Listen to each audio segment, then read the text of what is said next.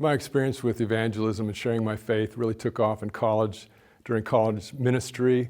After college, it sort of turned into more working with children in vacation Bible school and Sunday school classes. As I grew older, it seemed like opportunities to share my faith really started to dry up, or at least I wasn't noticing opportunities. As I've gotten older, I began to wonder, how am I going to share my faith as a middle-aged adult? Who cares? The low-hanging fruit's been picked. I started praying about it and started developing a sense of expectancy that God is going to show me a different way to be able to share my faith, show me opportunities maybe I've been missing.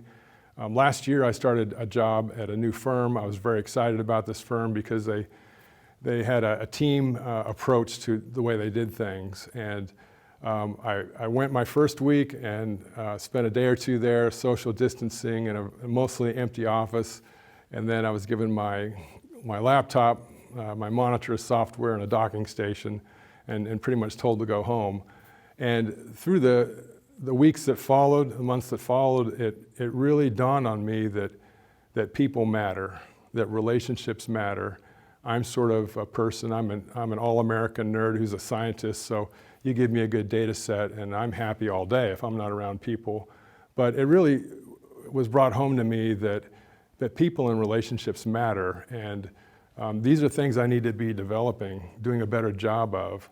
I think the next step that sort of prepared me for sharing my faith was the church on Monday that Christ Community Leewood has been, that gave last fall.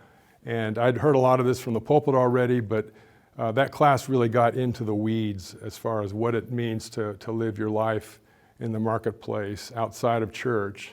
And it challenged me to think of ways, in ways that I would not normally do, to not settle for the status quo.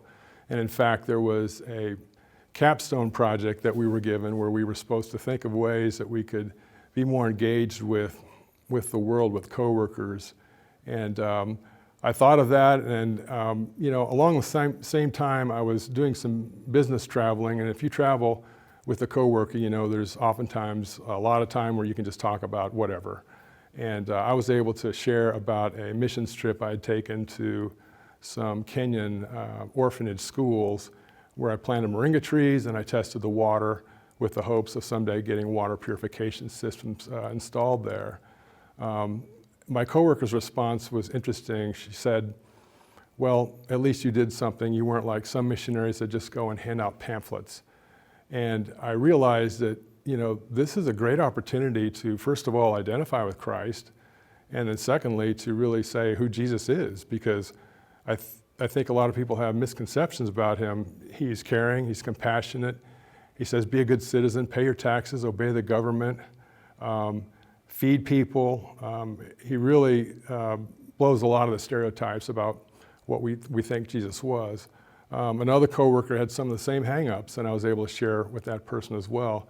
So for my capstone project, I thought, my wife and I usually will sponsor a VIP table for a nonprofit that has a water purification system that they install in the third world. And at this gala celebration, I've typically invited friends or family members that were Christians, and I thought, well, why don't I invite coworkers? So I did, and to my surprise, 6 out of the 10 people at our table were coworkers or significant others. And that was a way for them to see an organization that is built on Christian principles, is run by Christians, and really cares about people and their practical needs. Some of the things I've realized through all of this is, relationships matter. They're the bedrock for sharing your faith.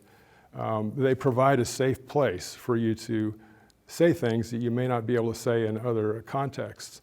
And they provide the capital that you can spend during discussions and conversations. And so these are some of the things I've learned.